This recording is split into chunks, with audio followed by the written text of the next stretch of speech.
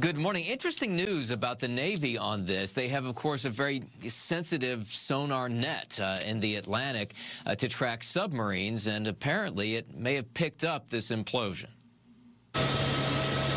Well, some search crews spent days looking for the missing Titan submersible from the air. The destruction of the Titanic-bound vessel may actually have been overheard deep underwater. The U.S. Navy now confirms that its sensors picked up what it calls an anomaly consistent with an implosion or explosion in the general vicinity of where the Titan submersible was operating when communications were lost. For decades, the Navy has maintained a network of sonar sites to detect the movement of submarines. It shouldn't come as a surprise that an implosion or an explosion, the same kind of dynamic there, would be picked up by these extraordinarily sensitive sensors that are listening for the quietest creations invented by man. A remotely operated submersible later found pieces of Titan strewn on the ocean floor near the Titanic. The debris is consistent with the catastrophic loss of the pressure chamber. Upon this determination, we immediately notified the families. The 5 men on board were all killed, including the CEO of OceanGate, which designed and operated Titan, offering paying passengers the chance to visit the Titanic wreck site. The company's operating standards are now being closely examined, and the search timeline is also in question. The Navy quietly notified the Coast Guard about the implosion sound, but much of the search effort seemed to concentrate on banging noises that were later detected, now believed to be unrelated to Titan.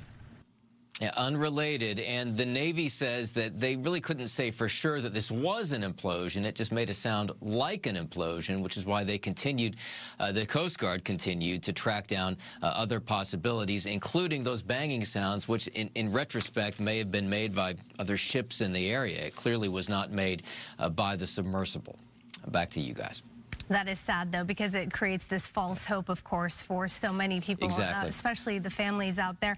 But I was listening to this interview by a Titanic expert, Bob Ballard. He's a renowned oceanographer and explorer. And I don't know if you heard this, but he was talking about how they've been taking deep-sea vehicles into the ocean, into that depth, since the 1960s. Never in the history of doing this have they lost a single vehicle. So this is definitely a first. And so in thinking of that fact, this vehicle clearly differed greatly from all of the others they've used in years past. And so he's saying this was an experimental hull, and the hull is what exploded. That's right. You know, they're all kind of one-offs and experimental in their own ways, but this one was unique in that it used two different materials, both titanium and carbon fiber.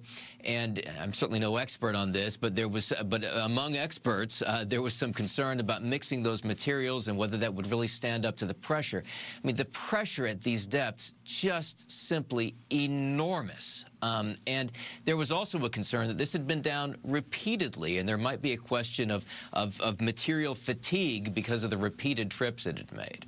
It's just baffling to me that if there was a concern about the material used, that this mission actually went through, and people paid to get onto this. Just so many questions, of course, and the investigation. It's dangerous business, yeah. Yeah, really, but an expensive one as well. As the investigation goes on, we'll get more information. Doug, thanks so much. Appreciate it.